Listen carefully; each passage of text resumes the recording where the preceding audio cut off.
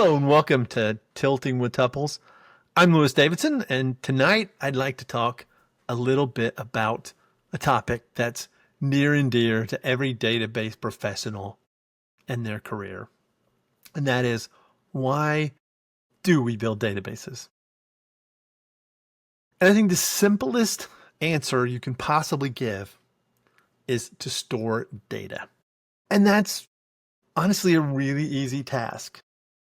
We can build a database with a text editor. If you sit down and you type enough into a text file and you start storing multiple text files, you put them in a directory and you make them searchable, you're basically the same as a database. Now, that doesn't scale. And if it was the end of it, I'll be honest with you, the career of every database person would be over. We wouldn't need to make sure it's fast. We would need to make sure it's stored accurately or well or accessible. We wouldn't need that. But the thing is, and I know, I'll just go ahead and say it. I know some people are thinking, well, AI could just take that data, format it for you. And there's a little bit of truth there, but AI doesn't speak the language you speak necessarily, unless you teach it to. And I think it would be harder to teach the AI to look at your text files of chicken scratch and interpret them like they should than it would be to do a little bit of database design and have all the things you need to know about it. I like to think of it as a little bit like the process of bringing home groceries. So when I go to the grocery store, I pick up some things, I bring it home and I put them in the cupboard. I put them in the refrigerator, right? That is not the point of going to the grocery store, is to buy a bunch of stuff, stick them in the cabinet and never touch it. I'll be honest with you, there's a lot of food that goes into my pantry and my refrigerator that eventually comes back out as complete garbage because, we forget about it. Because there's piles and piles and piles of things.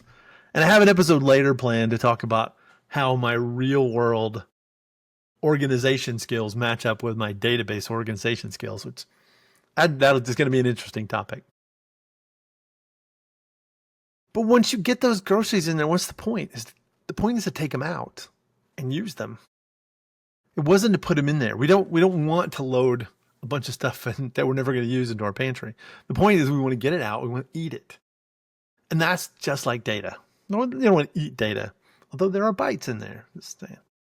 When we put data into a database, our goal is to get it out and use it, right? We want to put it in there, structure it in a way that it can do things. So what are those things?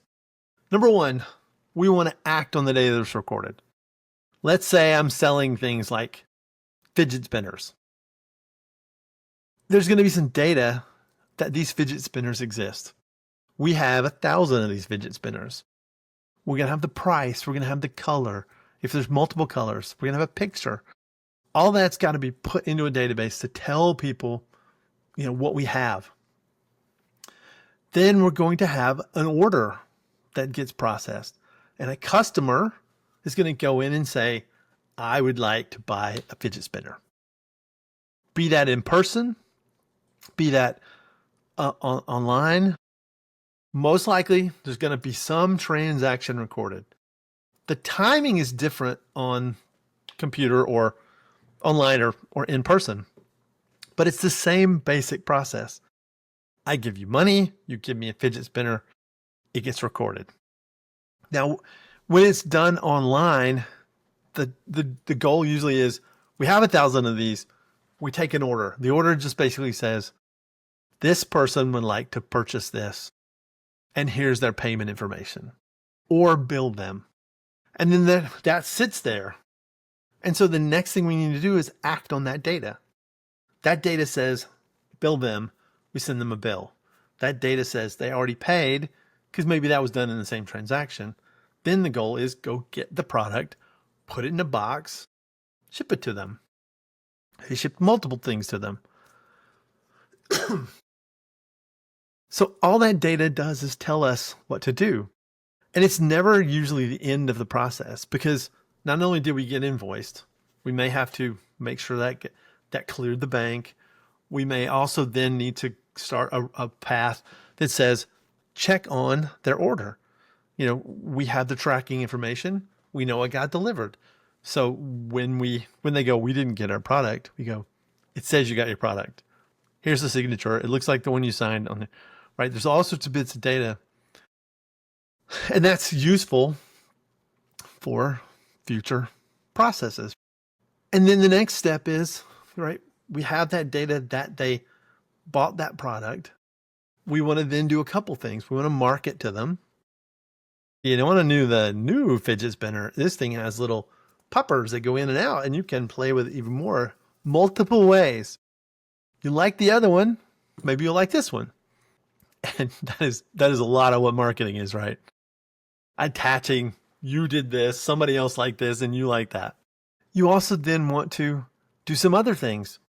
You had 1,000 fidget spinners. You sold 900 of them. That either means you need to get more, or you need to make sure that we can't sell any more than we have.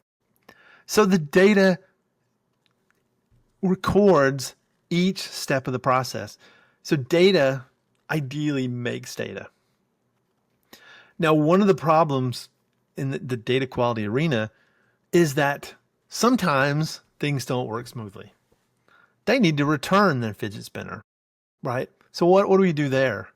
Well, we should have a process which documents each step of that. They returned it. Here's the return. Here's where we gave them their money back, or here's where we gave them another product. So we decremented and we incremented, but the broken one went into the broken pile. And we have a documented broken pile in a serial number or just a bucket, depending on how you count these things, gets decremented. So we know that we don't put that back for sale. That's data. Now, what if you just hand them one? Well, that tells me you're losing some information. Why did they bring it back? Why are we down one? All those things. And if they bring it back again and again, you also start to get patterns of people who just wanted to spin the fidget spinner a couple times and then move on.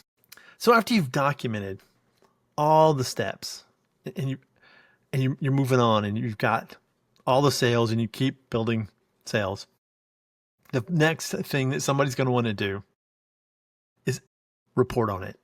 What happened today? How many did we sell? Why did we sell them? We're not talking about analysis here. We're talking about just, we sold these. Here's where we sold them. Here's, they used coupons, stuff like that.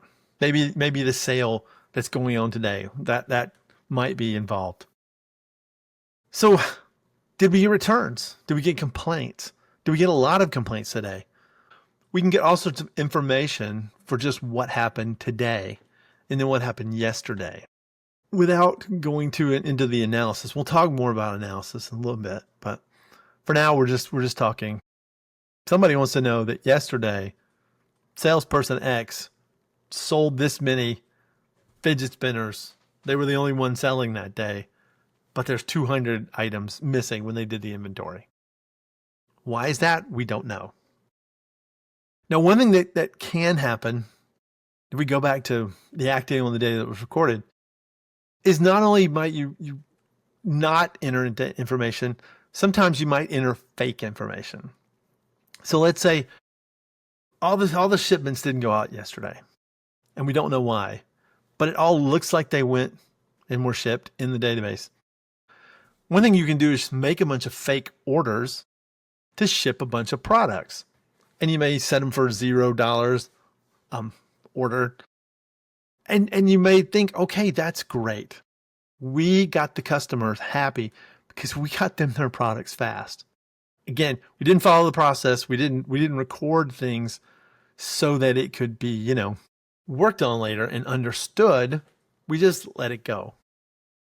And then you go to the action reporting. What happens? It looks like we sold 200 yesterday. But for some reason, we sold them for half the price. And we don't know why. And then we have to ask. And if you have to start asking outside of your database what happened and why it's recorded that way, you're in a bit of a pickle. So the next thing, we we did our reporting for today. But now let's talk about our longer term planning. If we've sold 100 of these things every day, we need to figure out how we can have enough product available over the holidays, over the next month, over the next week. Why did we sell things, so many of these, at this point? And there's a lot of reasons. It might be advertising. If you're doing a commercial, it might be right after the Super Bowl. You did a Super Bowl commercial and everybody ordered one.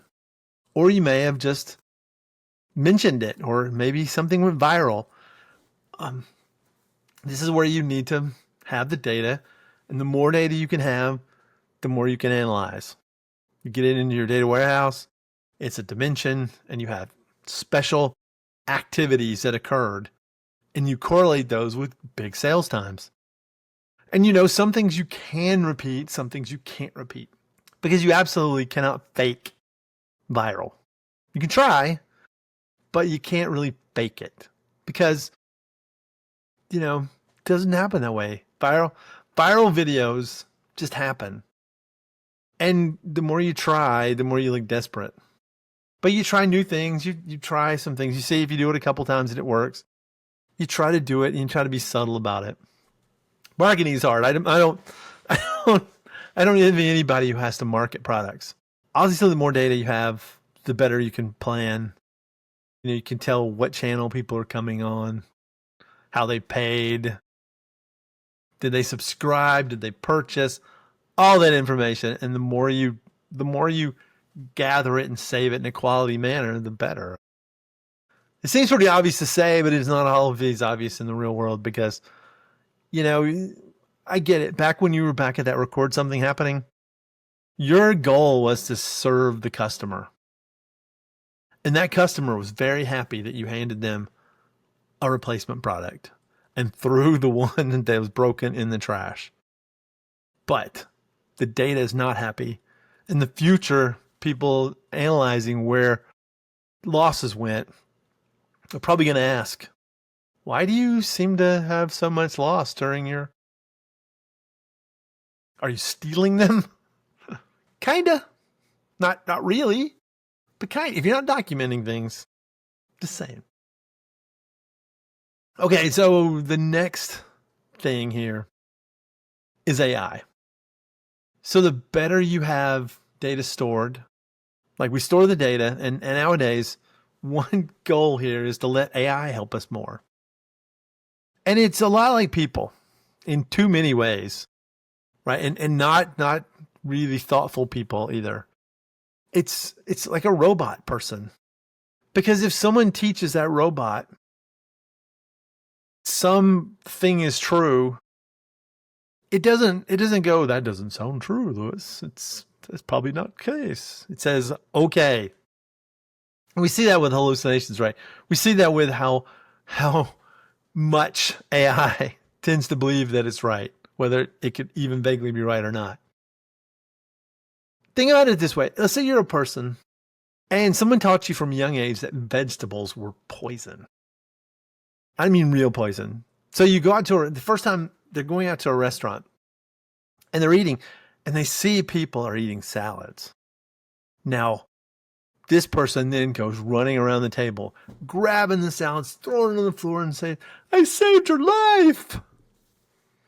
You know, we know that vegetables aren't poison. They just don't taste as good as burgers and chicken and all the things that we like, that we need to eat along with vegetables to make them tolerable. And maybe it's true for boiled Brussels sprouts, okay? And I'm not too keen on asparagus. And this is not a cooking show, but we know that they're not poison. If AI is trained on data that it interprets wrong, it doesn't know what wrong is. So if you've told it that you had 1,000 sales one day and it was actually 500, and maybe that's 500,000 versus 100,000, it doesn't know. It doesn't know that sales are doubled up one day because of a system problem, or there's this regular pattern of activity that's not normal. 3, 2. It doesn't know that patterns are irregular until it learns them. And it may think it's a great thing. You may know it's a data problem. AI can't interpret that, right? So it's up to you to make sure that the more obvious your data is, not only can your employees understand it, but programs can understand it. All right, so let's go here. If you're unconvinced that we need data quality, here's the one I'm just going to say completely here. That's really, really important. And that is audits, right? If someone's auditing your work and says, show me how many products you shipped this year.